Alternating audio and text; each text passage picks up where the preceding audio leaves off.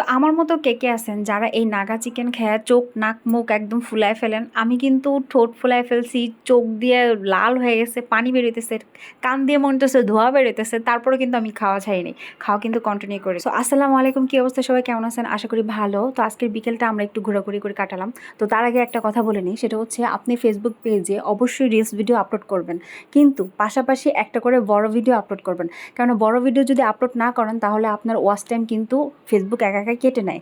তো আপনার অবশ্যই বড় ভিডিও দিতে হবে।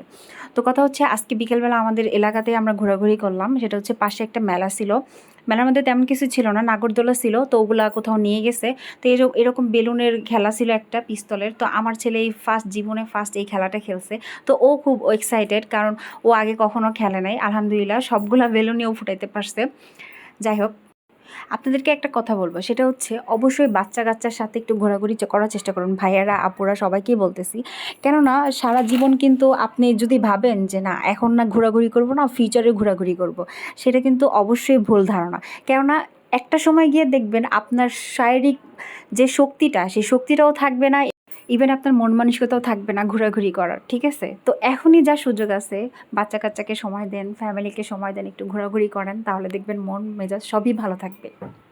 আর এখন থেকে যদি আপনি এই মেমোরিগুলো ক্রিয়েট করে রাখেন যে না আমি এরকম ঘোরাঘুরি করছি, আপনি ফিউচারে গিয়ে আপনার বাচ্চা কাচ্চা না, আপনার নাতি নাত করেও কিন্তু এইসব গল্প শোনাতে পারবেন যে আমি এখানে এখানে গেছি, এই মজা করছি। তো তোমরা করো না কেন, তোমরাও করো। ঠিক আছে?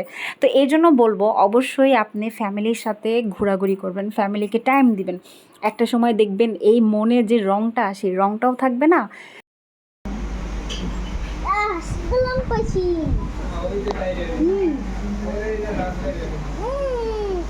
এই আমি কাটা সবগুলো তোমার, ইউ উইন। এই মাহিন উইন হয়ে গেছে সব। আর হ্যাঁ, অবশ্যই বাচ্চা কাচ্চাকে একটু খেলাধুলা করে আপনি নিজেও খেলবেন বাচ্চার সাথে, তাহলে দেখবেন ওদেরও কিন্তু মন মানসিকতা ভালো থাকবে।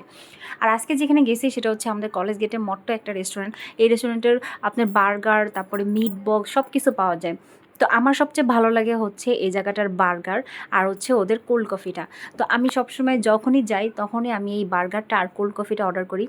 আর আমার হাজব্যান্ড কেন জানি নাগা চিকেন অর্ডার করছে, আমি জানি না। তো ও ভাবছে আজকে নাগা চিকেনটা মনে হয় একটু ঝাল কম হবে, কিন্তু আনফর্চুনেটলি নাগা চিকেনটার ওরা ঝালটা আজকে এত বেশি দিছে যে আমার চোখ কান মুখ সব গরম হয়ে গেছে। তারপরেও কিন্তু আমি খাওয়া ছাড়িনি।